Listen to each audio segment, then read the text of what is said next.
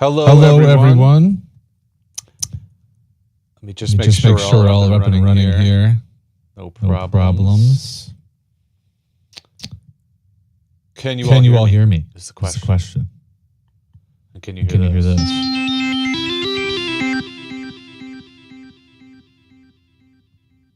Let's see here. Echo. Okay, 1 second. Very bad echo. Okay. Let me see. How about...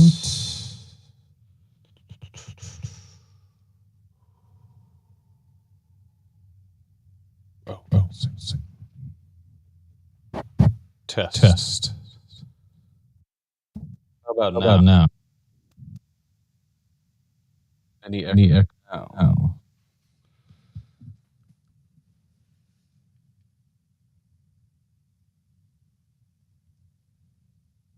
Still echo. Let's see. Let me try this. And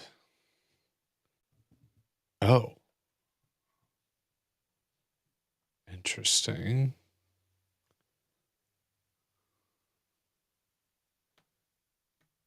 I've got 2 streams going on, believe it or not. Oh, here we go.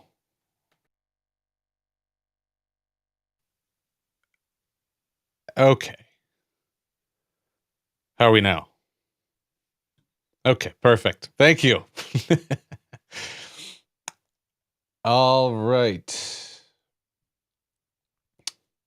So, here we are.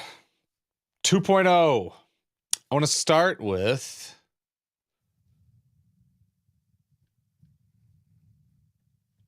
I want to start with... Where did...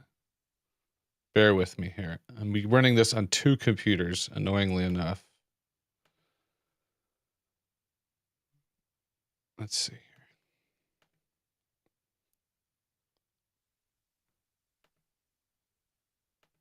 So let me just get Syntorial back up here.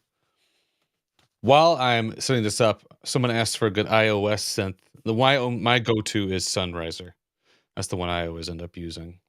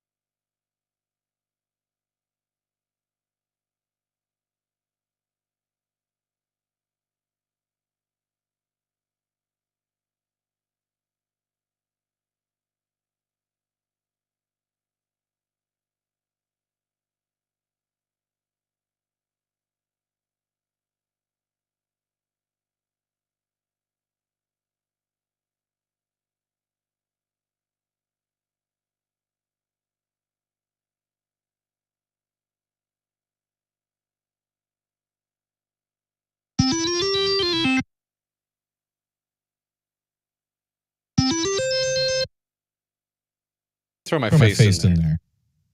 Is it echoing now? Oh. Okay. Now can you hear me? Excellent. So. All right. Bear with me for a second.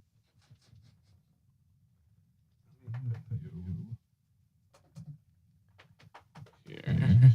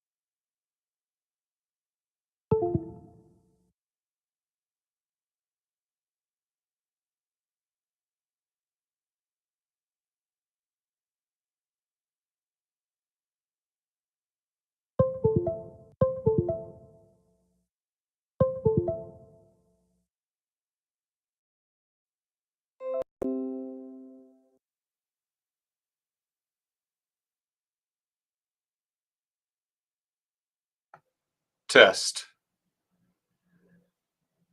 Whew. Can you hear me now? Is the question.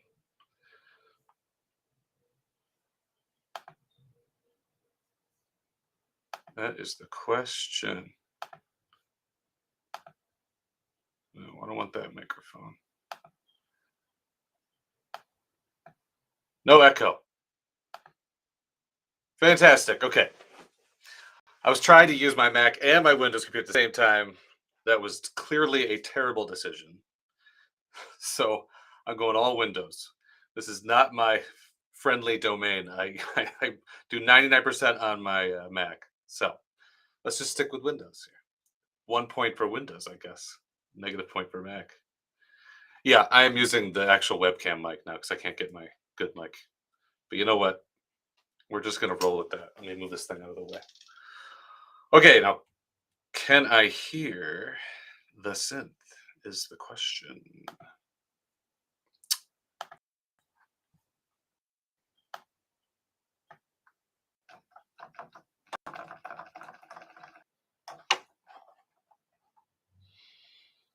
All right, let's see here.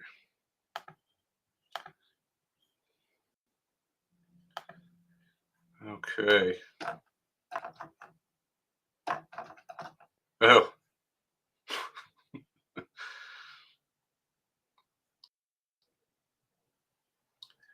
Yeah. That is the IT equivalent to fighting by zero. There is a Mac and Windows version. Yes, there always has been. Version 1 as well. I think they're about 50-50 in popularity. Let me get Syntorial back up here, though. It crashed there when I switched all the streaming stuff over. There's an edge case bug for me to fix. Syntorial and Restream at the same time. Video quality is poor, huh? Well, that may be something we just have to accept here, because the problem is I'm using Restream for all this, and they don't stream the audio from your Mac. I found that out about 2 hours ago. So now I'm trying to get Windows to play nicely. Linux is like a black hole of confusion to me. I've dabbled in it a little bit, thinking about making a Syntorial version for Linux, because we use the Juice framework, which automatically supports that. But I got to get the video engine, the VLC video to work. So that's like a whole thing. And it's another platform to support. But thinking about it. Let me bring my volume up a bit. Okay, let's see here. Let me get this synth going.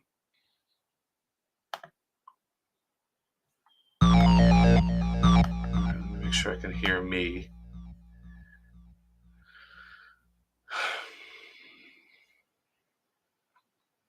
Let's see.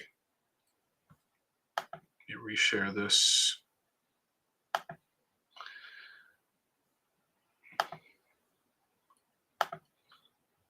My question has always been why Linux? Like, everyone that uses Linux always talks about how much they love it, but I guess why do you guys love Linux so much? Is what I'd like to know. Oh yeah, that's true. That is annoying. I'm just used to it, but I'm kind of like an Apple fanboy, so this is frustrating.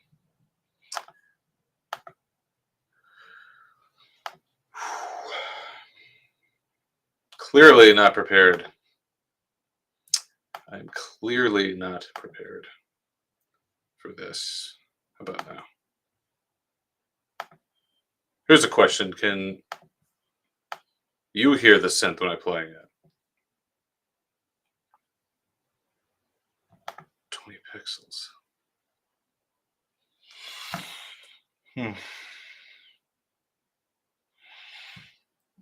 Yeah.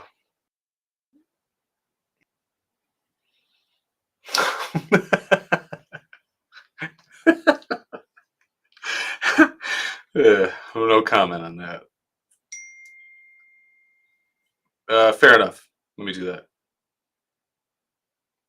Yeah, I know. I was hearing the synth before too, and now it's gone. Let me find out what's going on here. It's refusing to play audio. Oh, probably that's why. No synth. Yeah, I know. I know. Let me go right into. You know what? Let me take you off there. Just remove that as an option.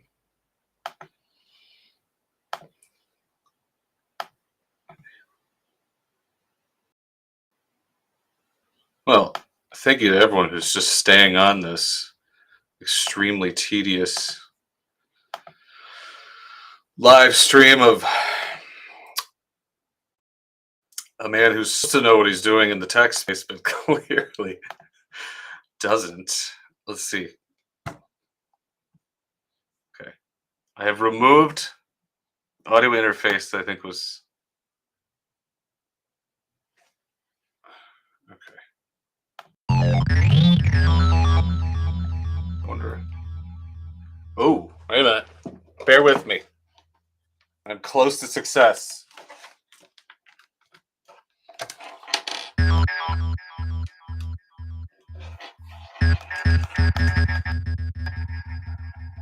You're probably hearing it. I think you're hearing it through the mic, though. One sec. Which I suppose is better than nothing. Pretty.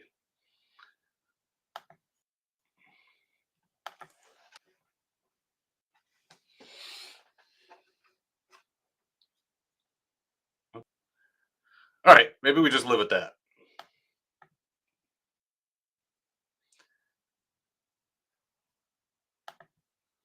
God, it's like Windows is like I'm in a foreign land where I don't speak the language.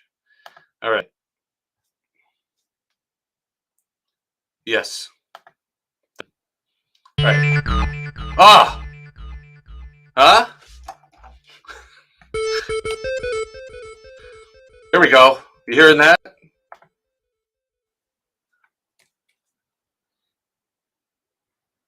Okay. Moving forward.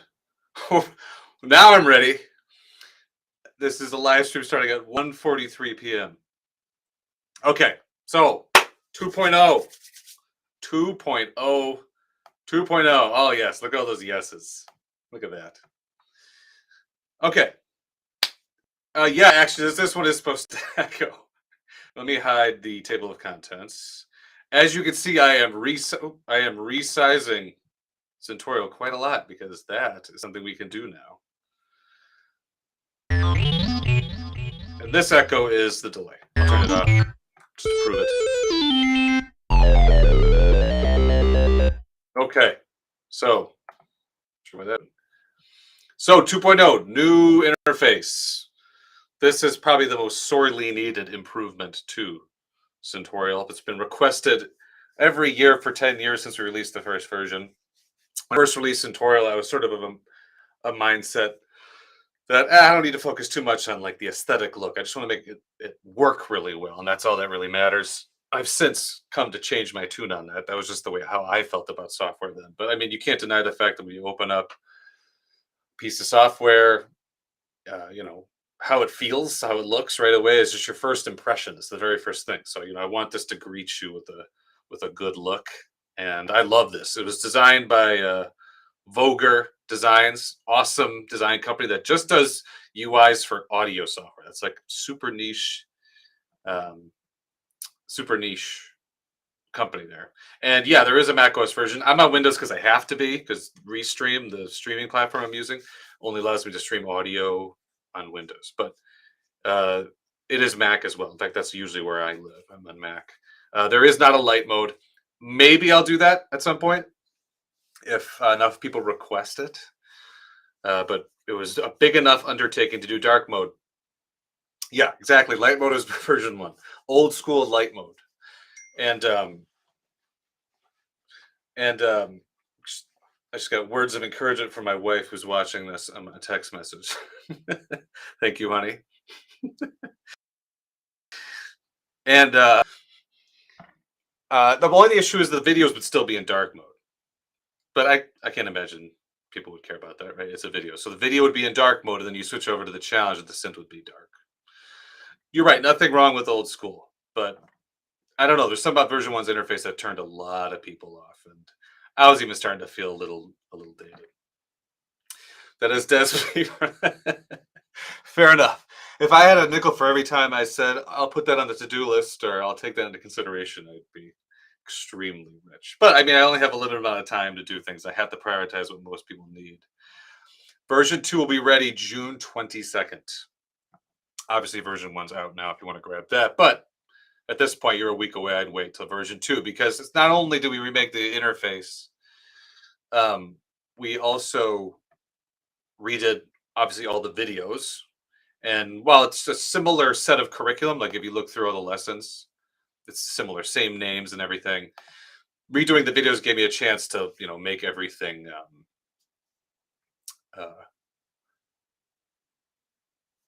I am pretty. You're right. Let me let me see.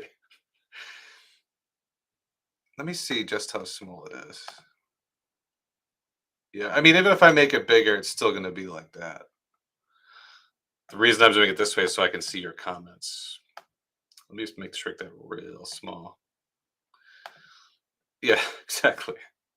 Yeah, it's a paid upgrade. If you bought version 1 on March 1st or later of this year, then it's free. But before that, it's normally going to be about $35 USD, although it'll be on sale for $19.99 for first 2 weeks after release, starting June 22nd. No, I'm not going to change the setup again. That was hard enough. Yeah, Brent, thanks for the shout out to Building Blocks. That's our other course. So we take the same approach to beat composition, as we call it. You learn how to write drum patterns, bass lines, chord progressions, melodies, all in a DAW piano roll. Because I felt everyone who wants to make music in a DAW, electronic musicians, stuff like that, you have to learn like music theory on the staff and then figure out how it works on a DAWs. Then you're like kind of relearning, and so building takes place in a DAW. Let's see. Second version have to save. Yes, you'll be able to automatically move version 1 to version 2. It'll just pick up right from where you left off.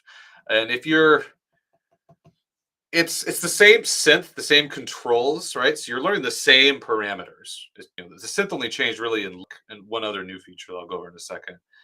But the on your owns are much more different. A lot of the same material, but I also talk about like subtle sound design technique. Those like finishing touches, things you can like feel but not quite hear. Those are kind of what separate a really, really great refined patch from a slightly less great refined patch. I also talk about more patch types. Instead of just leads, bass, and pads, I talk about plucks, keys, patches. So you may want to go back through and just watch the on your own to see if there's any additional things. And when you here in the help menu, you'll see actually when you open up your version 1 user in version 2, a video will pop up kind of going over all the new stuff to catch you up. So yeah, you can just jump in right from your left off, maybe watch the old on your own as well. Yeah, $20 upgrade on sale. Normally it'll be $35 after 2 weeks later. And yep, free upgrade for all alpha and beta testers. Thank you guys so much for those of you out there that helped us make Syntorial awesome.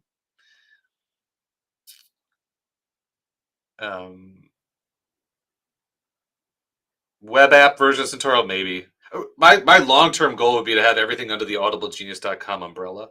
Have Syntorial up there. We're going to have a new audio effects and mixing course I'm going to start working on next year.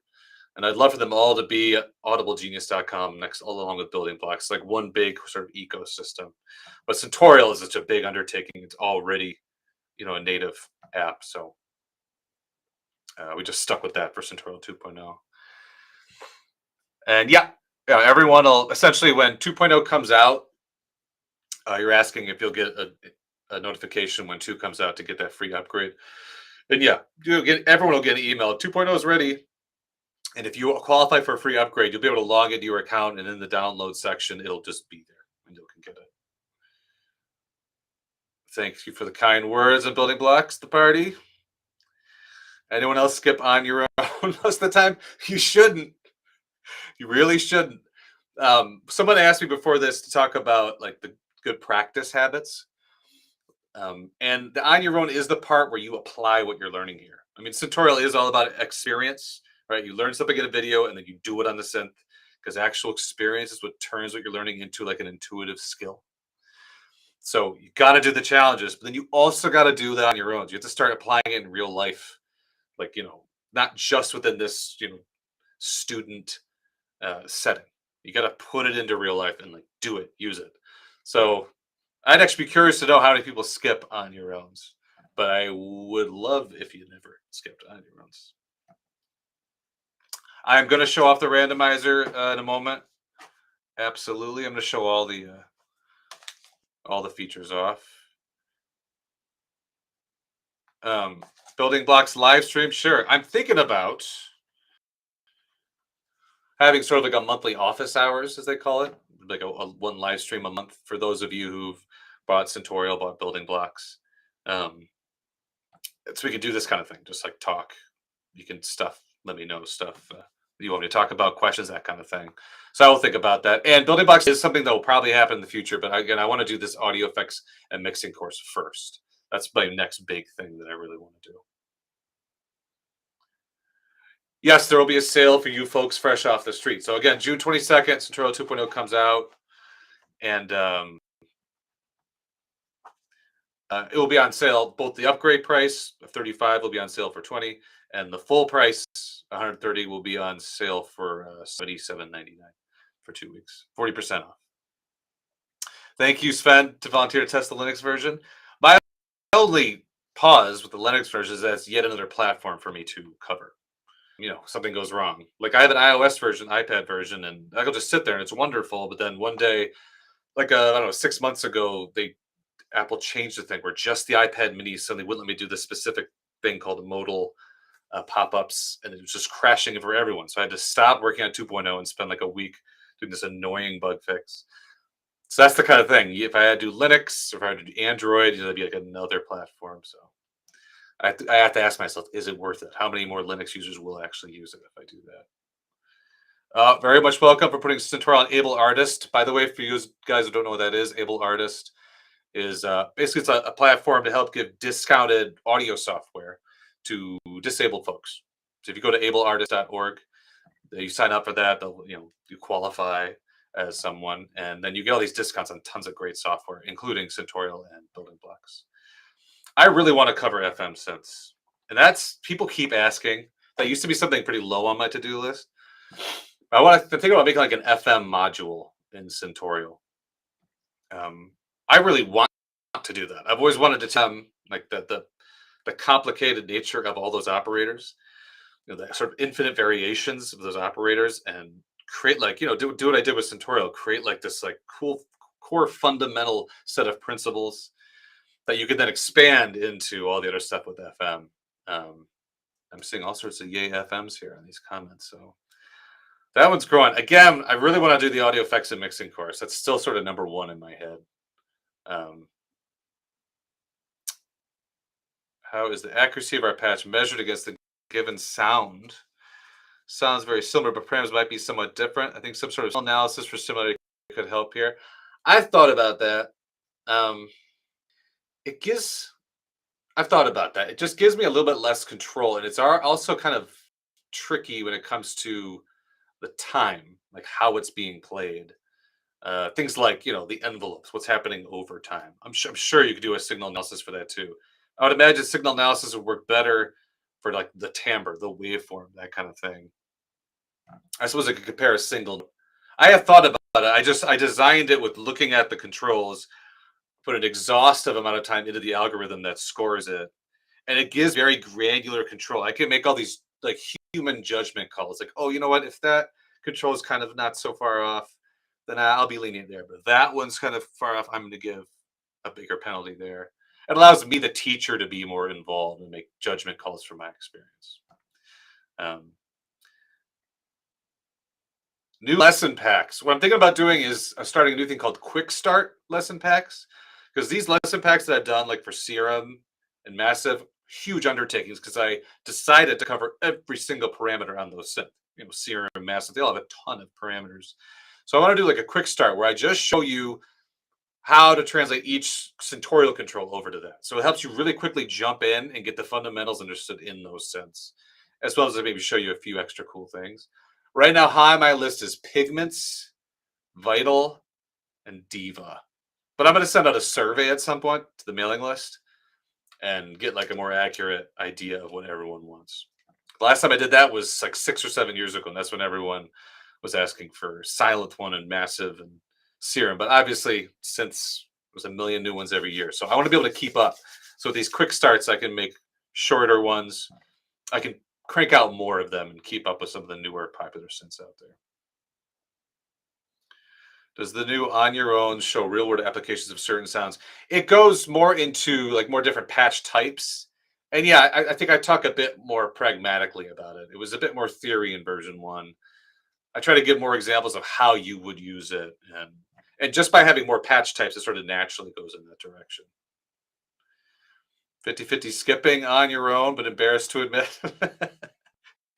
Yeah, I know. It's like Syntorial is all about structure. Maybe those of you who go with Syntorial create that structure, and On Your Own is a little bit more like go out into the world and back into the unstructured world. So I can understand why people don't. I guess my overall point is, even if you're not doing the On Your Own tasks that I give you, as long as you're taking what you're learning and just applying it in the real world in some way or another, that's so important. You don't want to be like locked into the sphere of tutelage, this academic sphere. You want to be out there like applying it. Office hours would be dope. Office hours would be great. Yes. I'm thinking about it. I think it'd be fun. 2.0 will not be ready until the 22nd. I'm sorry, though. I have started upgrading alpha users, beta users. Black Friday. People who bought it on Black Friday last year also get a free upgrade. I keep forgetting to mention that. So if you go into your account now, Syntorial.com/account, log in, and go into downloads, and you're one of those people, you may see it there. Maybe. Again, I haven't finished upgrading everyone over. Audio effects mixing, yeah, I'm excited about that too. Upgrade for Syntorial if you own Spanish. Right now, 2.0 won't have any Spanish support. It's purely English. What I plan to do is have a 2.1 update, maybe in the fall, with some additional things I wanted to add that I just couldn't get 2.0 done in time. One of them is AI-powered multi-language support. We're going to use a AI translation tool called DeepL to translate the videos. Probably do either transcriptions or captions or both. And that way we'll be able to just support, like, I think they support like 20 languages, just bam, right away. Because the Spanish version was so much work. It was so much time. I involved a associate, Gabriel, he was amazing. He did all the translating when he's based out in Venezuela. I think he still is there. It was a really cool experience working with him, but it was so much work. I prefer slightly less accurate AI translations, and then I can support way more people of way more different languages. At that point, once there is a Spanish support, then yeah, I will probably offer some kind of upgrade path for the Spanish users. I haven't thought about that yet, but that makes sense to me.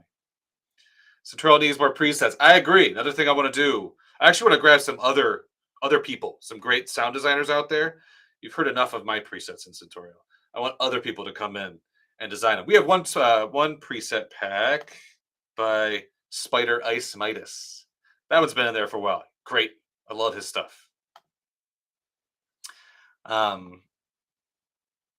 You watch the On Your Own video homework. Yeah. Again, as long as you're doing something in the real world, programming synths frequently, letting all that stuff you're learning here just sort of make its way into what you're doing. I think that's fine.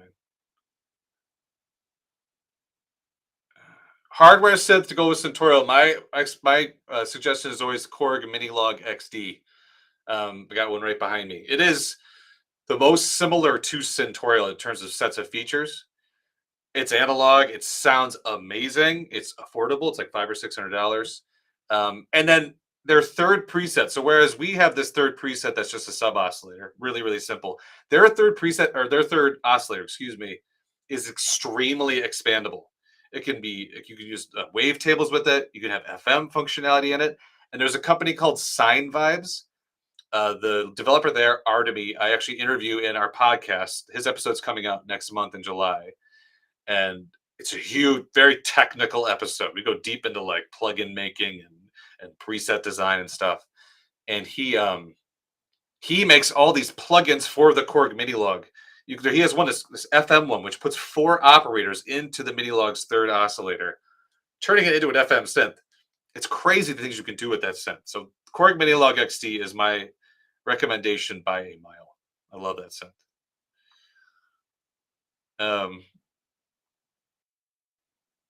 I'm happy to hear you enjoyed Syntorial. It's a much better learning experience than your university, Rich. That is a huge, huge compliment. Thank you so much. I think one of the big advantages of Syntorial is the constant ear training, and it's adapting to you. And you can do it whenever you need to. And at the end of the day, it's practice that makes you amazing, right? It's an old saying, but it's true. So your university course is only an hour a day or a certain amount of time a week, but in your training course at home with Syntorial, you can do as much as you need to, which is what it's all about, practice. Linux. Okay, I hear you, Linux. More additions to building blocks. On audiblegenius.com, we are going to have a audio effects and mixing course. It won't be like Building Blocks 3. It'll be a new course. Don't know the name of it yet. That's going to take a year or 2 for me to make, but that's the next thing. And then, down the road, I think I want to make like a Building Blocks 3 or possibly yet another course on song, like structure and arrangement, that kind of thing. FM. Yeah, I know. I hear you. Randomized function for the challenges in building blocks. Yeah, I think that's an interesting idea. It works here for Syntorial. I'll be demonstrating that soon. Syntorial has a randomizer now in version 2. A whole other different ballgame, which would be really fun to explore, to like, basically AI generated music for you to recreate.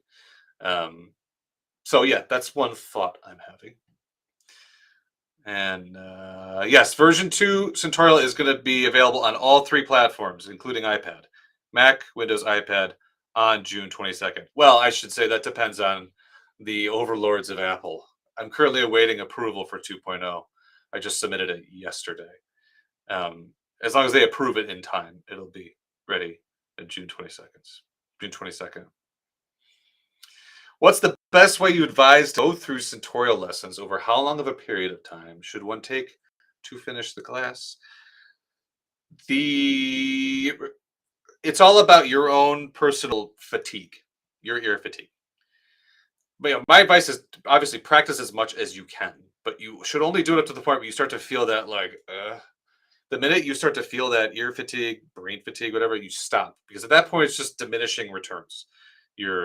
It's not going to be effective. Your brain's not going to retain what you did. And so you got to kind of find that sweet spot for you. I would try to do it, 4 or 5 days a week. You can think of it like exercise and figure out how much time works for your brain and just stick to that. I've had people that take a year to do it. I had one guy who did it in 2 weeks. So the overall amount of time, it varies so much from person to person. It's more about your habits. So do the challenges and stop when you start to feel that fatigue, and B, apply it outside of Syntorial, right? Use what you're learning. That's the only way it becomes intuitive. You have to use it. You've got to use it. You can't just watch the videos. It's just information that gets maybe stored in your brain and then it just lives there next to, how to make chocolate chip cookies. You know what I mean? It's just information sitting in the corner of your brain. You got to use it, and then it becomes intuitive, like riding a bike. Wavetable synthesis. Yeah. The funny thing about wavetable synthesis is we do cover it in the Serum lesson pack. I go into, just by talking about Serum, I end up talking about wavetable synthesis. But the thing about wavetable synthesis is everything is the same except for just the wavetables, like the whole wavetable position, right? Modulating the wavetable itself. So now that I'm saying this out loud, a little module on just that would actually be pretty cool. Let me jot that down. Wavetable. Oh, I keep seeing FM, you guys. You're pushing it up my list. Such a good way to learn such complex breaks down. Thank you so much, Dave. I appreciate that. Breaks it down so simply. I'm taking complicated things and breaking them down simply. I myself made Syntorial for that reason. I had learned some of the how synths worked. I was working in production, a couple different production teams in New York, and I was the keyboard player. So they always looked to me for synth sounds. And every time I pulled up a synth, even though I understood, I read some books and understood what the controls did, I couldn't make what I was hearing. I was just guessing. It would take forever. Work would grind to a halt while Joe sat there and tried to get the sound right. So that's why I made Syntorial. I needed to build the bridge, the ear to that. And as a piano teacher for many years, I loved those old school books that took you step by step and gave you little songs to learn. And as you learn these songs, you learned piano. So I want to do that with synths. Step by step, show you one thing at a time. And as you learn them and train your ear, you just become a synth player. What will make the Audible Genius mixing course different from others? Well, that it uses the Syntorial model. No one else uses that model, really. Okay. There are. I shouldn't say that. There are there's some great courses out there. There's Sound Gym. They're great. Those are audio effect ear training modules. So they have the ear training component like Syntorial does, but it's not like I was just talking about. It's not a step by step like course that you take from the beginning through the end. So that's what we do. We combine those two. I'm going to first, take a little bit and show you how EQs work, for example, and then train your ear to be able to make EQ the way what you hear. Then I'll teach you a little reverb, piece by piece. Then we'll put those effects together and then we'll apply them to mixing, right? So we'll take that step by step ear-based unique Syntorial approach, but we'll apply it to audio effects and mixing. Fix and mixing, two good ideas. I'm not sure what you mean by fix.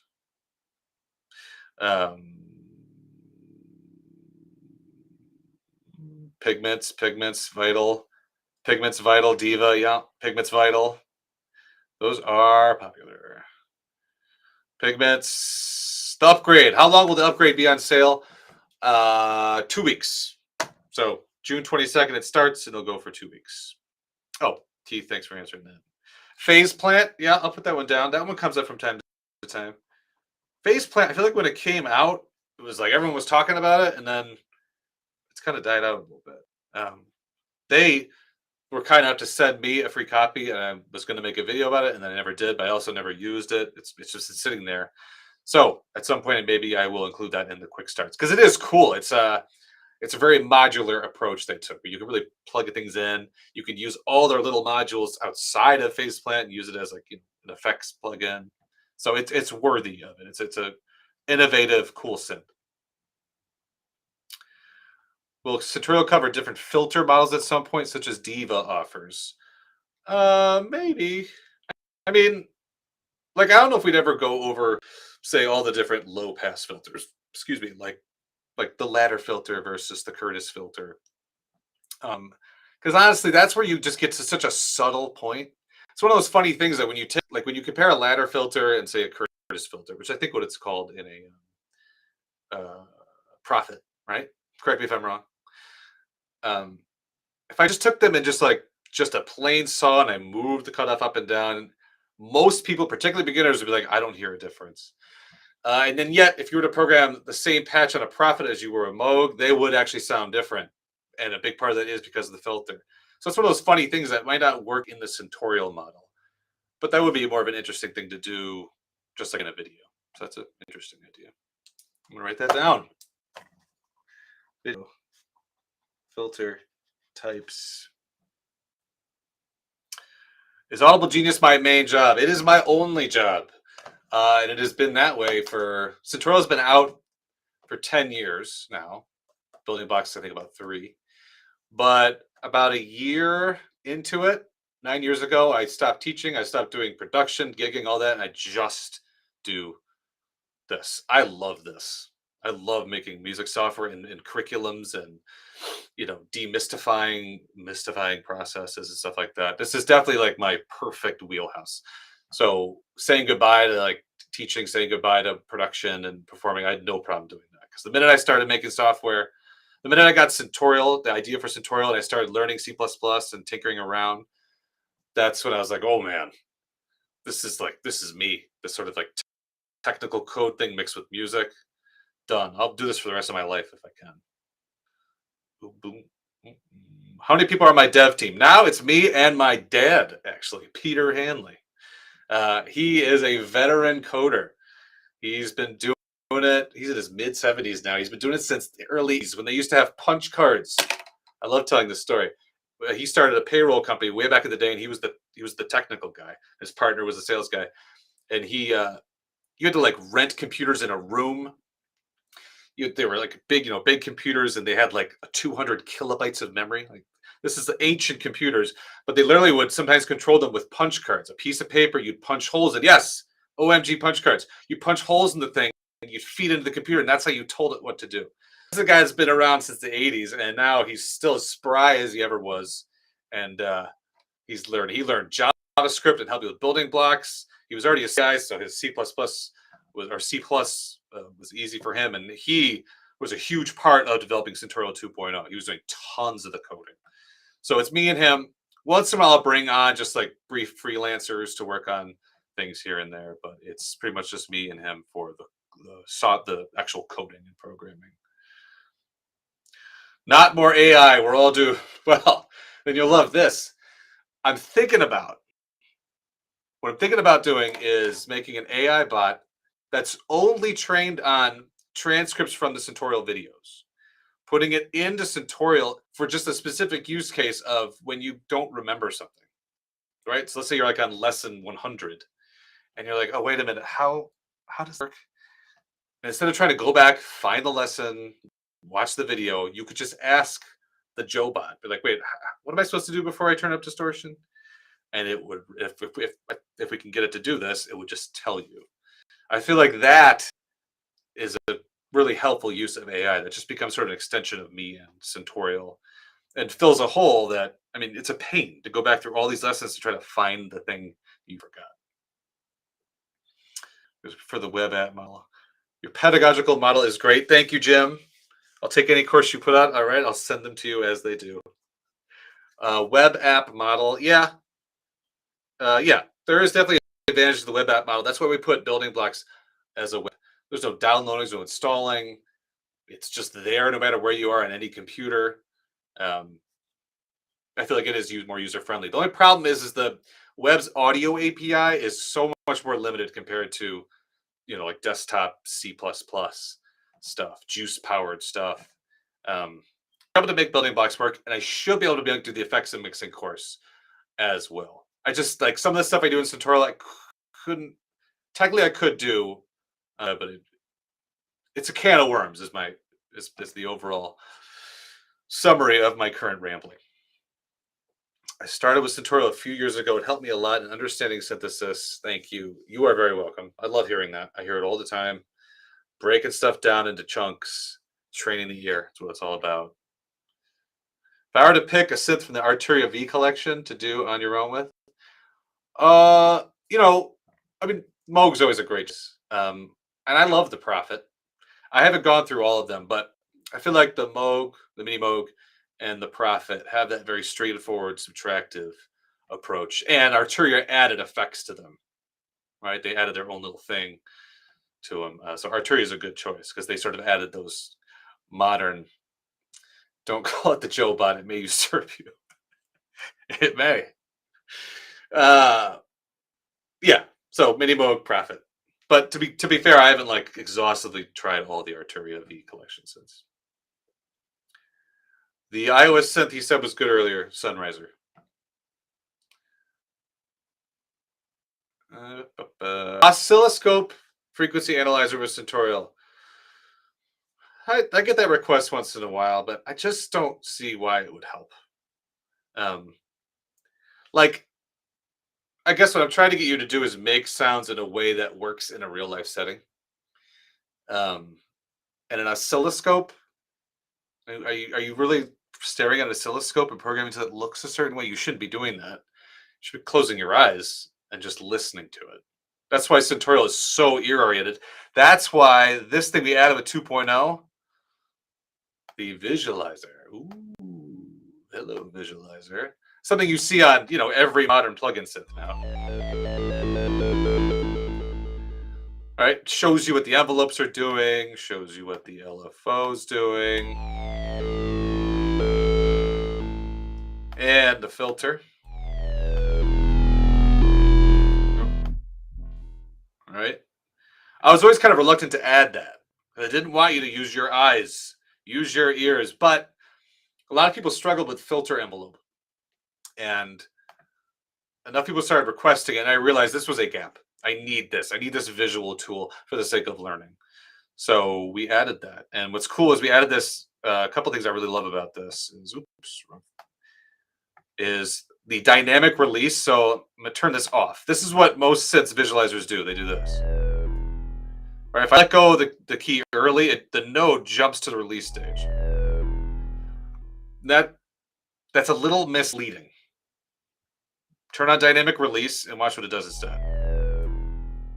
The release stage jumps to the node because that's what happens, right? Like wherever I let go of a key, that's the level that the release stage will start at, right? It's not like this. It's not like if I let go of the key, it's not like suddenly it jumps to max brightness. No, it starts from this amount of brightness where I let go. So I love this. And it shows shape of your envelope was for this particular note for that moment. Dynamic range also shows you like a vertical hierarchy. Right, so you can kind of see what's happening as I turn the cutoff up and down. Oh, the bottom is there. Envelope shows me my range. So I'm really pumped about this. Oh, you can see multiple. Turn off this. Envelopes at the same time. Ooh. Right, so it's super helpful. It was essential, and so I added it. But oscilloscope, I can tell you almost certainly I'm probably not going to add that. All right, what's next? Oh, congrats on buying your Korg mini log, Tom. I love that thing. I mostly get stuck when one control is one notch off and can't figure out what. Yeah. We enabled, there's two things for that. Hint, right? There's a hint functionality. Let me go into final challenge here. Excuse me, Joe. I'm talking. Thank you. So if you could tell you're off one setting, you just can't figure out, use this hint button down here, the question mark. And it'll show you what's wrong, like which controls are wrong, but it'll only turn that value red. So like the cutoff is red. If I turn it away, well, now I don't know what's right. I just know that this value is wrong. So it just sort of narrows it down for you a little bit. I recommend doing that. And then also we added a orange feature. So sometimes if you just one off, you're actually not going to get penalized for it. To demonstrate this, let me set up this lesson, early lesson. Low pass. Challenge. Let me restart it. We just jump here through to patch 4. Almost there. Okay. So watch this. Let's say I am one notch off. The actual correct setting is max cutoff. Right? I get this. All the other wrong settings are going to be red as expected. So why is this wrong setting orange? It's because the difference is very subtle. It's so subtle that in real life, it probably wouldn't matter. Like, listen to it. You can hear there's a bit more buzz on there, but I have a lot of people that can't hear that. We all have, some frequency damage in our ears, especially as old folks. And the question is, in real life, if you're making this patch, choosing between those two settings, would it matter? Probably not. And that's what orange tells you. It probably doesn't matter. And so because it probably doesn't matter, you see it doesn't affect my score. Even though I was wrong, I still get 3 stars. So sometimes when you are just one off, you make that decision. Another example is the amp envelope. Back to standalone set so I can show you. Oops. Wrong.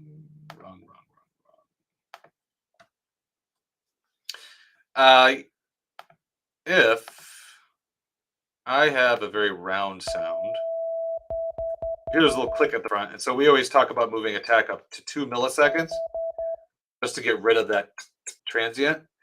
That will no longer penalize you now. If you have it as 2 and it should be 0, or you have it as 0 and it should be 2, it'll be orange. lose point for that because that's just really annoying. That little pop sometimes it's not audible. So that's all over the place. We have incorporated orange into a lot of different places. So hopefully those things, times when you get stuck on one little notch being off, it'll you won't get penalized and you can keep moving. Lesson progress sync between devices. You can actually already do that with version 1, and we'll continue to be able to do it with version 2. Just use Dropbox. If you're using just desktop computers, like whatever, 2 computers, not an iPad, you can use any cloud platform because you can decide where you save your progress. It's just a file. Excuse me. By default, it's saved in your documents folder, but you can just stick it in Dropbox or some other Google Drive or whatever you use, and then you could automatically just load and save it from there, and you're good to go. If you also use an iPad, you got to use Dropbox. We have a Dropbox integration for iPad, and then it'll all sync up together. I'm thinking about opening up the options there, so you can use any service. Maybe having our own would be the most convenient thing that you guys wouldn't have to think about it. That's one of those things that would be a convenience feature, but it's a bit of an undertaking. I've never actually done that before, like syncing progress to a server like that. I'm always the person that's a bit of a dark art. I mean, at this point, it's such common technology. It's probably easier than I think. But as of right now, any cloud platform, and if you use an iPad, it's got to be Dropbox to sync your progress. Any other educational electronic music production courses you consider uniquely brilliant? I mentioned Sound Gym before. I like those guys. Melodics is cool. They're more about playing though. Like they have a course on drum programming or playing drum pads, as well as one on keyboards. I've never tried them, but the little bit I've seen, I really like it. So like their keyboard course, like how to play a keyboard, it's all geared towards, just like, digital musicians, right? Like electronic guys, hip hop guys, people who make music in a DAW. Many of you like. And so they teach within that context. I'm all about that. Teaching something within the context that you're going to use it. That's how I made building blocks. Instead of learning music theory, ear training, composing on the staff, an ancient form of ancient representation of music that you don't actually use in the DAW, you should learn it in the DAW with the piano roll. And that's what building blocks does. It teaches you in the piano roll. So yeah, Sound Gym melodics too that I think are pretty. Is it syncing between iOS and Mac? Yes, I just mentioned it. But yeah, use Dropbox and you can sync between iOS and Mac. There is a Syntorial.helpdocs.com. Go there and just look up sync and you'll see an article on that.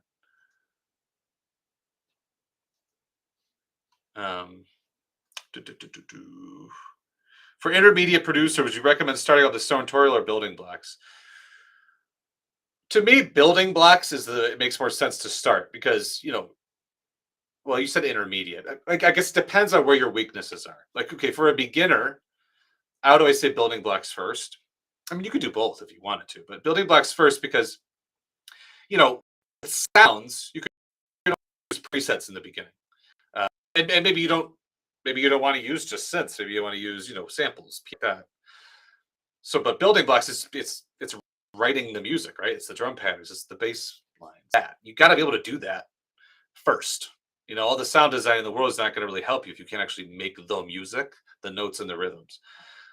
So I say building blocks and then Syntorial, but you could also kind of do them at the same time because I often like doing a few things at the same time. Like I like reading 2 or 3 books at the same time because I'll read part of one and I'll switch over to the other one. And while I'm in the other one, the first one, information just sort of kicks around in there. And then I'll go back, right?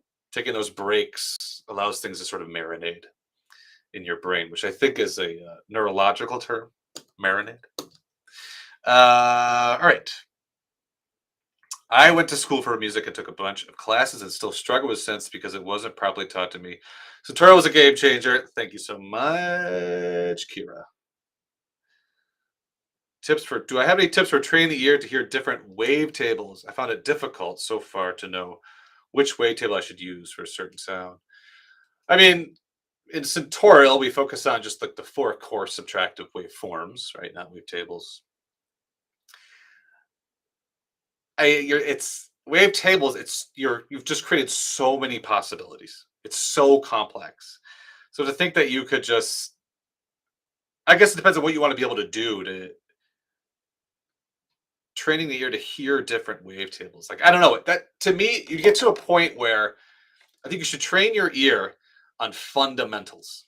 You create this solid ear-based like foundation to your, what you're able to do, what you're able to make, what you're able to translate from here. Everything above that, you should let that live in the land of just, trial and error, exploration, all that refinement. Because the funny thing about wavetables is we have a forum, Syntorial.com/forum. You can go on there and ask for help recreating patches. So people just like post a YouTube video and be like, hey, how is this bass made here at 20 seconds? And though I haven't been on there in like a month just because I've been busy with 2.0, I'll go on there and I'll give them a little recipe. I'll try and I'll figure out 99% of the time I'm able to do it with one of the 4 basic subtractive waveforms: saw, pulse, triangle, and sine. Because once you start filtering, distorting, the differences between waveforms becomes less and less significant. So I'm just, it kind of in a, I don't want to say this in a generalized way, but it's sort of, sometimes it doesn't matter the difference. And oftentimes like just a pulse wave, going through those different pulse widths can get you close to all sorts of different wavetables. The one exception would be when you're modulating the wavetable position, like you're actually changing the waveform in the moment. That's what really makes wavetables unique. Because that's something you just cannot do with subtractive synths, right? Morphing between waveforms, no, that's where you can really get a unique sound out of wavetables. And then on top of that, there are always some wavetables that are just genuinely unique sounding. So you could maybe train your ear on those. But the ones that sound like they're sort of in the ballpark of like a different sized pulse wave or a combination of a saw and a pulse or whatever, I wouldn't worry about like recognizing those with your ear. Just as you're making sounds, making presets, just explore them and have fun. How will 2.0 work on iOS? App Store, separate purchases. So again, version 1 is already available on iOS, and 2 is going to work in the same way. It's available in the App Store. You download it for free, and then if you want, you can upgrade as an in-app purchase. However, no matter where you buy Syntorial, whether it's in the App Store, on our website, on a reseller's website like Plugin Boutique or ADSR or VST Buzz, you get access to all 3 once you buy it. So if you buy it on our website, like you buy the desktop version, you can open the free iOS version, and in the menu, there's a already purchased login. You just log in with your online credentials, and then you get full access. And the opposite, if you buy on iOS, there's a register option in the menu after you buy it. That'll then give you access to Mac and Windows. So lots of different ways to do that. Omnisphere 2, Faceplant is amazing. Okay. Another vote for Faceplant. I have gotten a few votes for Omnisphere. I'm going to think about that one too. Let's see. Massive X lesson pack. Maybe. I just don't hear many people using that synth that much. I made a synth spotlight on that. I have a YouTube video on it. Check that out. Massive X synth spotlight. And it's cool. It's fun. The way they made it like, essentially modular that you can connect anything. But I'm trying to, my quick start videos are going to be focused more on just the ones everyone's asking for, to be honest with you. I want to be as relevant as possible. Surge XT, that's a free one, isn't it? Or Surge is free, XT is.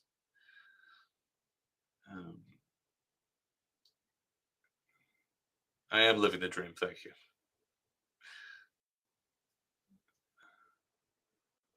My ideal time to deliver effects and mixing course, 6 months here. I have no idea, and I'm not going to give it time because I'm terrible at that. I thought I was going to be done with Syntorial 2.0 like a year ago. I couldn't have been more wrong. I just know I'm going to start working on it later this year or early next year. And then it kind of depends on how big I want to make it. I won't really know time until I actually dive into it. What's nice, though, is it's going to be on audiblegenius.com. So there's that sort of platform and studio already built that I can jump on. So a lot of the infrastructure is there. I just need to make the course. When did I start learning to code? When I decided to make Syntorial. So in 2011, when I had the idea for the app, I was like, okay, I got to learn how to code. I had made like basic HTML websites. I'd tinker with PHP, but I'd never made any apps or applications. And someone said, oh, if you're making an audio app, you got to use C++ and Juice. Juice, Juice. If you're going to make audio software, like native, not a web audio, but if you're going to make a native or iOS app, Windows, Mac, whatever, Linux, Juice, Juice. They're awesome.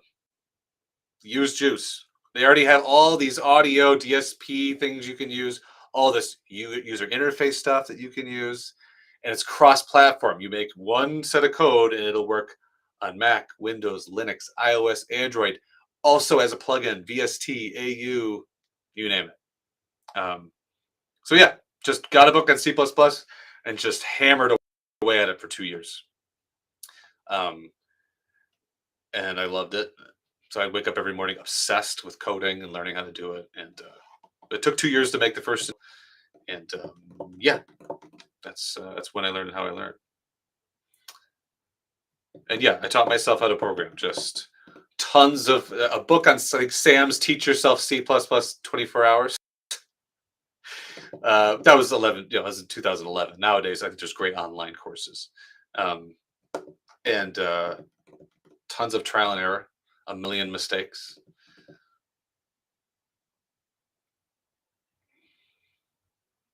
Search, probably a better and much easier option than AI tutor is just search through transcripts. Good point, RD Marshall. Actually, I'm not sure why I didn't think of that. And I could throw that one in. Ooh, my man. Thank you, or woman. Sorry, I'm assuming RD. I don't know why I assumed that you were a man. Could be Randy. Could be.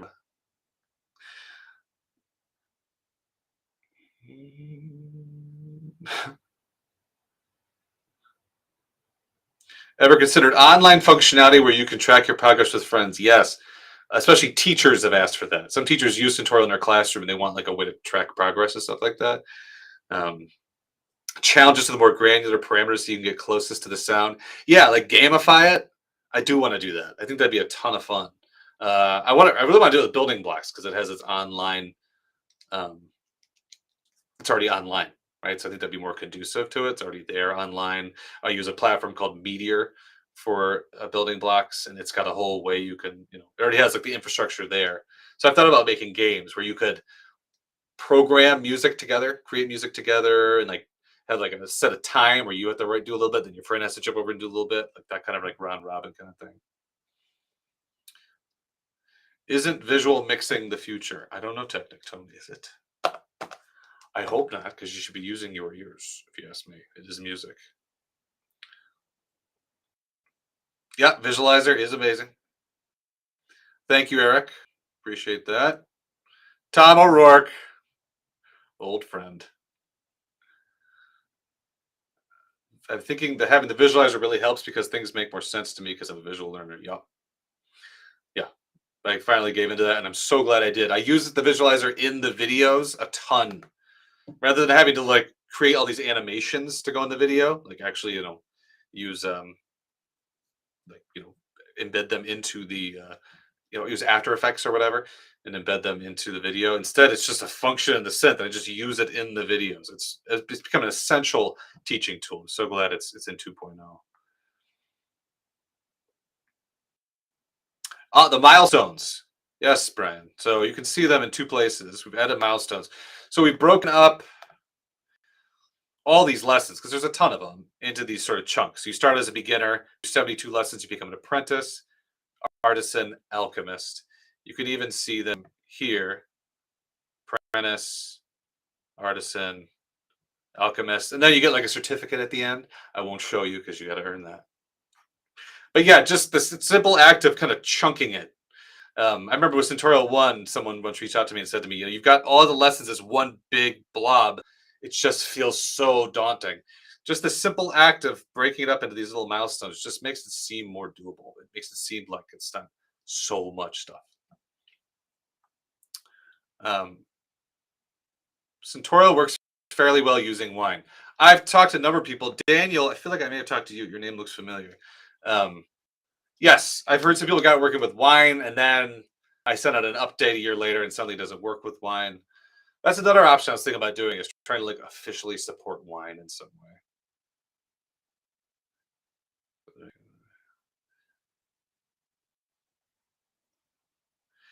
Satisfying that Joe said sheet music is ancient. Yeah, it is. And I don't want to disrespect sheet music or music theory. I was raised, I learned classical music. That's how I first got into music, playing piano as a kid, and I love it. Music theory is a monumental achievement of humankind. It has its major shortcomings, though. One of which, of course, being it's based on a very narrow music, this classical music, and music has changed, and there's music from all over the world it doesn't really include. Um, so, um, yeah, so it's got its shortcomings, and another shortfall is electronic musicians, or I should say musicians that work DAWs. What are you supposed to do? Learn on sheet music on a staff that you're never going to use, and then just figure out how to apply what you learned there to DAW? No. Hence, building blocks help you with that. CB. I'm just going through the comments. Bear with me.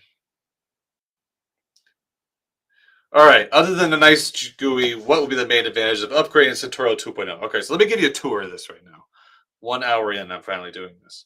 Okay, new UI. You can resize the window. The key new feature of the UI, of course, is the visualizer, which I've already talked about numerous times. The next thing are the videos.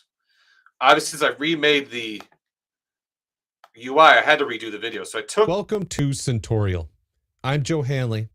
I took advantage of that opportunity, and I put myself in it here and there, which... it's just nice to have a video with a face in it sometimes. The problem with Syntorial 1 is there's times in the video where nothing is happening. I'm just talking. You're just standing at an inert screen that's nothing, doing nothing, and listening to me talk. It just kind of drags. Putting myself in those moments, it's just a person. It's just, it's way better, and it just makes it feel more personal, like you're being taught by a person.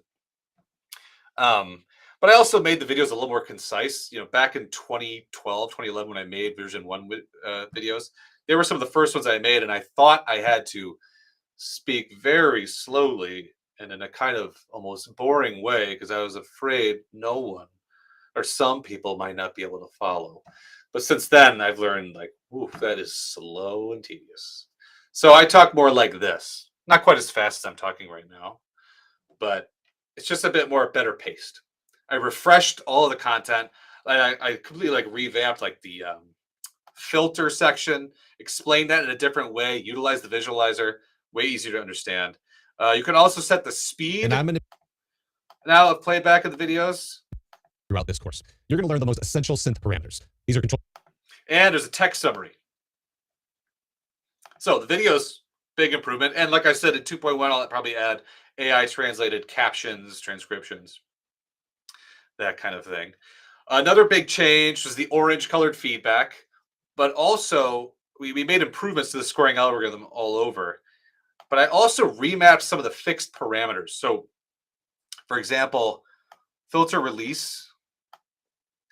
It used to go, the bottom two values used to be 175 and 350. So close. The difference was so subtle. I can't tell you how many people are like, submitted feedback on that. Like, I can't hear the difference. That struggled with that. And so, we remapped that. We put them farther apart. I think we did 250 and 750. Way easier to hear the difference.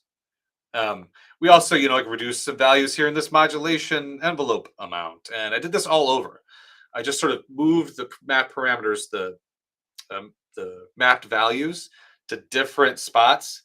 It's easier to hear the differences. Because, that's one thing I realized was the really subtle stuff is better as part of an experimentative approach to making music. And I talk about those subtle things in the On Your Owns now. But this actual ear training process, this sort of game-like repetitive make the patch, should be more focused on a bit more clearer differences. Because I just want you to have this ability to just know what you're hearing, right? Oh, I know that's a moving filter. And yeah, that's an envelope. And then you can work out the little details through trial and error because you're going to do that anyway. So remapping these parameters, combine that with the orange feedback scoring algorithm, it's just idea is it's gonna prevent you from running into those situations you're like, can't believe I didn't get that. Or, oh, it's barely off. I could barely hear the difference, that kind of thing. Okay, next, the group challenges. Starting with group 3, there are only going to be 3 patches instead of 6. Because what I heard time and time again was, as you get later into the course, the group challenges got tedious. It was just a slog doing 6 patches.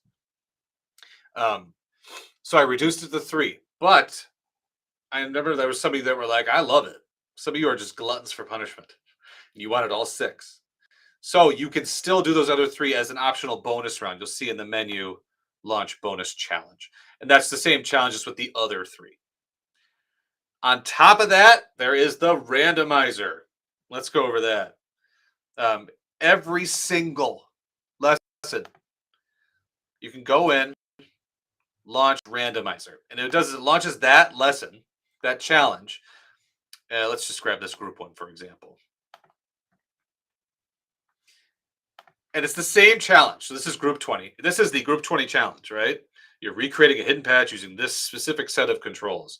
But instead of doing a patch that I made for you, Syntorial, we developed a randomization algorithm. It'll randomly generate a new patch, as many as you want, over and over and over again. We put a ton of work into this algorithm so that it would make patches that you could distinctively hear everything, right?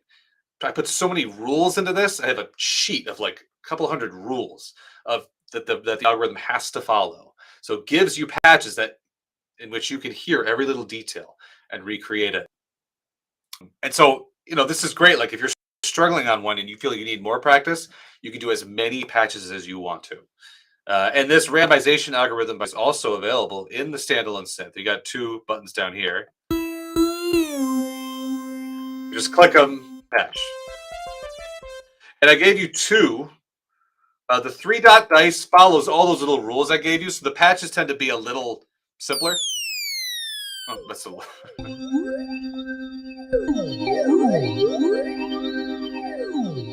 more simple, but more playable.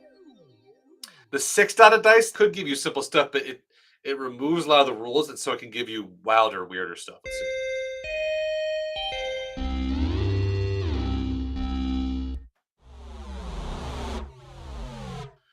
Let's see. Sometimes the 6-dotted dice will give you something that's just bizarre and unplayable. But it's way more fun. It gives you interesting results. I find myself using that more than the 3-dotted dice. I love these randomizers. Even as someone who could program my own patches, I got a trained ear. Sometimes I just don't know what I want, or I'm not hearing anything. The randomizer just give me a million different ideas. It's just fun. Just love exploring it. So those are all the main features. It's a big, and there's another little thing like unlock all lessons, which is disabled right now, probably because I already did that manually. But this unlock all lessons would be enabled if it'll just unlock all the lessons for you all at once. That's good for those of you who want to jump around. And you can also unlock a specific lesson in the menu. This says lock because it was already unlocked, but right. So it's easier and more obvious to be able to just jump around.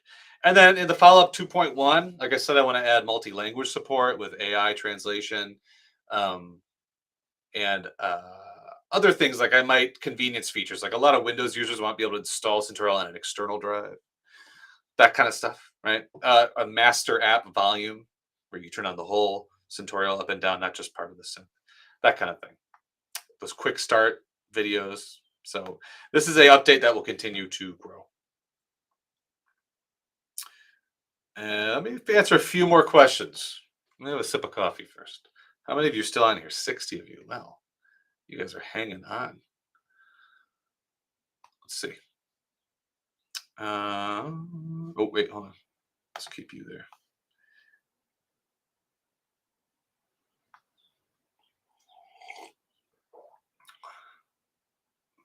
Loom style overlay. Oh, yeah. Serum and Silent One. I'm assuming that was an answer to someone asking what's currently available in lesson packs.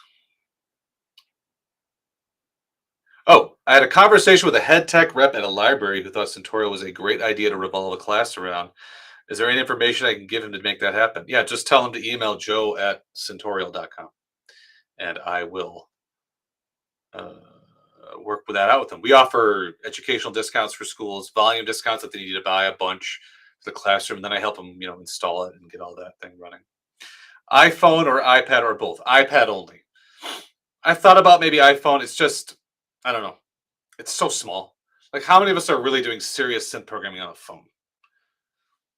I would argue to say not many. So I'm just focused on something with a little bit more real estate. I'm already in because you're an awesome teacher. Thank you, Eric. Thank you very much. Random presets within constraints, so not messy patches. I just demonstrated that. I know this comment was from like 15 minutes ago. But yeah, that's there. That's that 3-dotted dice, the 6-dotted dice is all about.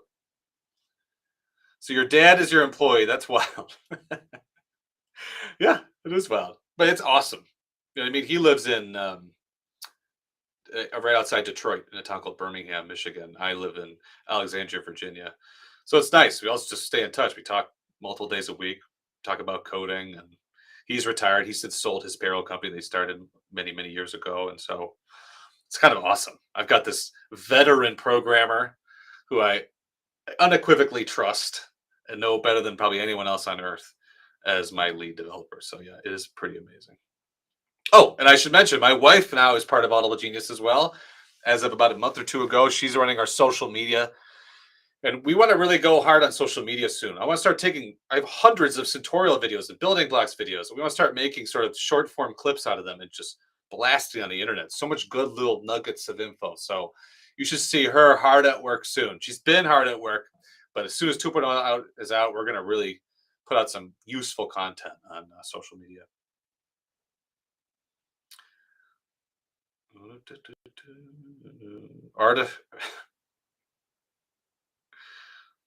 Patch of the week would be great if you have time. Oh yeah, I could do that.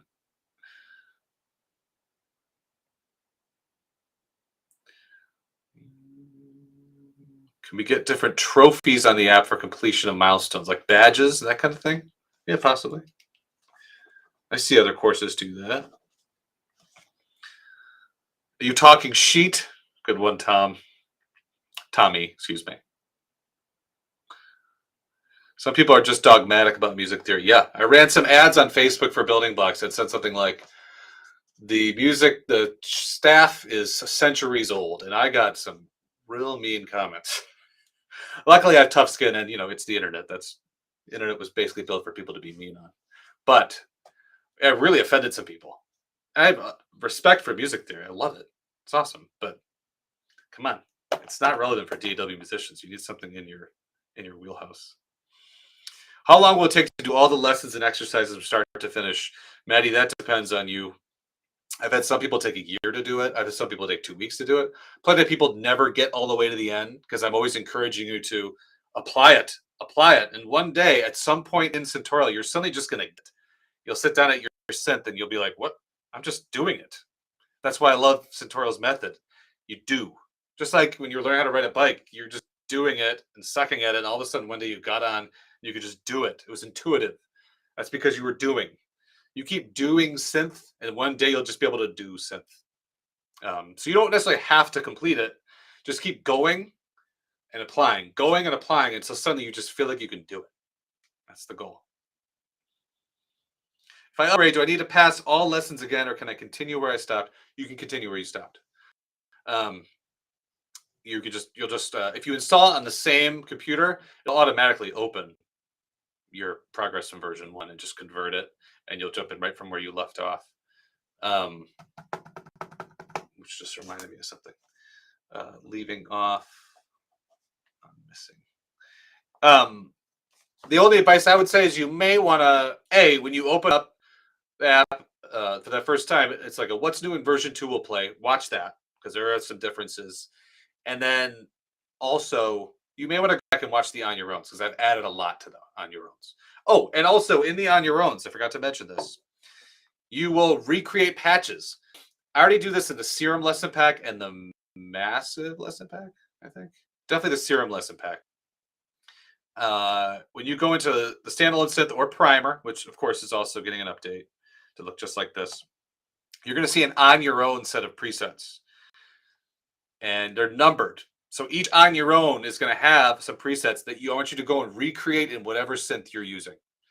So again, you're applying immediately to whatever synth you like. And that's, of course, if you have chosen to use another synth. If you just want to use primer as you're learning, that's totally fine. Will the effects course also focus on using effects for sound design? Yeah. In my eyes, mixing is basically a form of sound design, right? It's a type of sound design that tends to be subtle, and it's about designing multiple sounds to work together. So it's like a niche within sound design. So my initial plan is at the beginning of the course, we focus on individual effects as well as chaining them in a more obvious sound design context, right? Like doing noticeable stuff. Then we move to mixing, right? More subtle adjustments, getting things to fit, right? Mixing is about there's more nuance in it, more complexity, more subtlety. So to me, it's almost like it's like advanced sound design in a sense. That's a bit of a generalization, but yeah, we'll talk about sound design and we'll talk about mixing. Restart, return to store. Can I buy version 2 and start version 1 again with version 2 and waiting? Or does version 2 replace version 1? Can I buy version 2 and start version 1 again with version 2 and waiting, or does version 2 replace version 1? On Mac and Windows, version 2 replaces version 1. On iOS, it's a separate app. But version 2, I mean, if you want to start over, just get version 2 and start from the beginning. I wouldn't, because again, it's the same synth, the same core curriculum, just taught a bit differently, a bit more efficiently with extra information. So if you want to start over, just get version 2 and start from the beginning of version 2. Don't go back to version 1. The price will remain the same as current version 1. Yeah. $129.99 USD on sale for $77.99 USD. Do I have any specific artists we should be listening to? Before I went on this, I thought about that. I thought about who I would recommend. And I wrote down a few. There's some go-to ones I love. They always pop into my head. Like I love James Blake. I love Little Dragon. I love Rival Consoles. I'm really into super repetitive, like progressive house that just changes in sound design, but like repeats constantly. I don't know why I find that just absolutely soothing. Niels Fromm. Love Niels Fromm. And what was another one I wanted to mention? Oh, Anomaly. Check out Anomaly. Spelled Anomalie. He's like a phenomenal piano player. Jazz trained, but he plays like electronic R&B jazz kind of a thing. And he's an awesome sound designer, programmer, mixer, beat maker, but he plays this crazy complex, beautiful sort of jazz influence piano over it. So check him out. And in that same tone, check out Kiefer, Kiefer. He's like Vince Guaraldi meets Tribe Called Quest. He plays this instrumental sort of like jazz piano, but in that like Vince Guaraldi, Charlie Brown kind of way, over these like lo-fi hip hop beats. Check out some of his earlier albums. His newer ones give him more like jazz fusion-y kind of, Herbie Hancock-y. But his early stuff's awesome. So those are a handful of artists I'm really into. Will there be MPE? No, not at the moment. That's one of those things like I feel like I should cover at some point. It's becoming more and more and more popular. I had my eye on the Expressive E Osmos. I almost bought that thing. That thing looks so exciting to play with, but I just don't have any free time other than my company and my kids, my family. So I haven't messed around with that. But yeah, MPE may cover that at some point.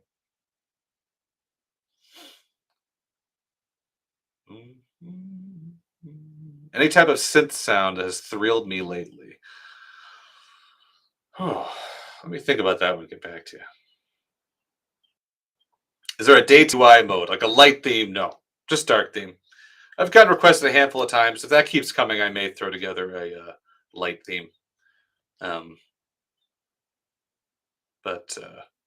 possibly no, I don't know. I love how Audible Genius is run by a family. Seems wholesome. It is wholesome. My family and I are nothing if we're not wholesome.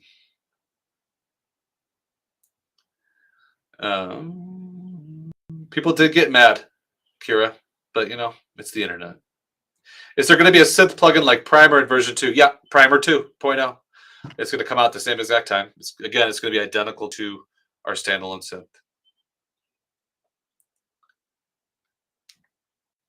Good to see Syntorial still going strong. Use it in 2014. Yeah, it's been out since 2013. So you were early, Nikolai.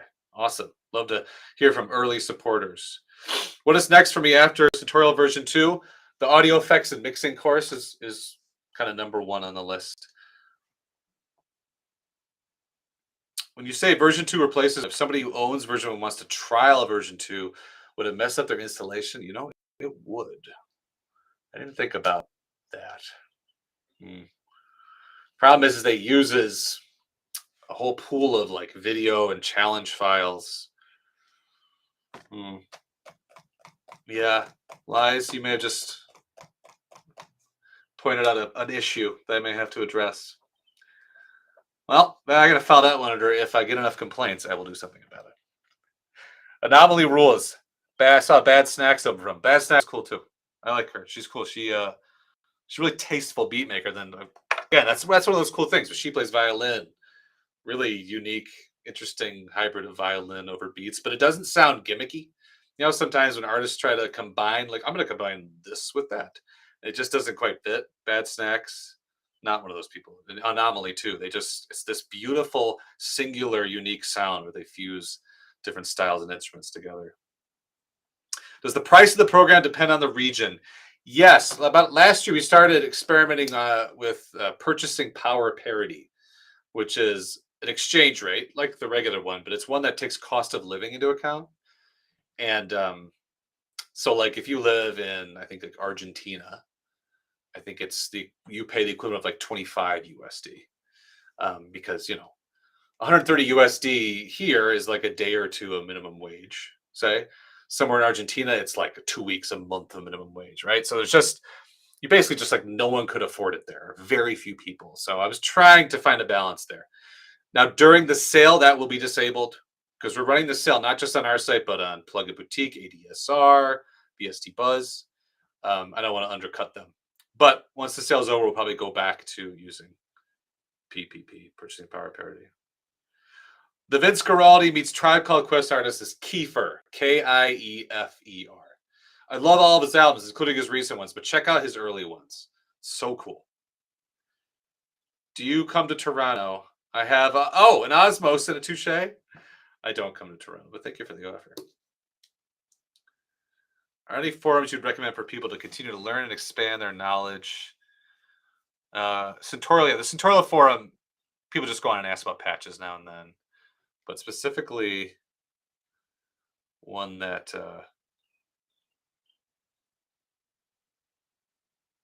I don't really spend much time on the forums. I mean, Reddit. I do like Reddit for that kind of stuff. In fact, there's subreddit called Synth Recipes.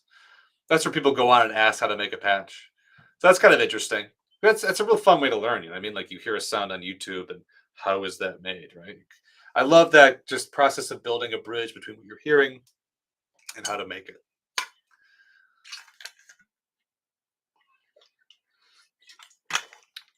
All right. Thank you guys so much. I think I have to call it a day. But this was fun.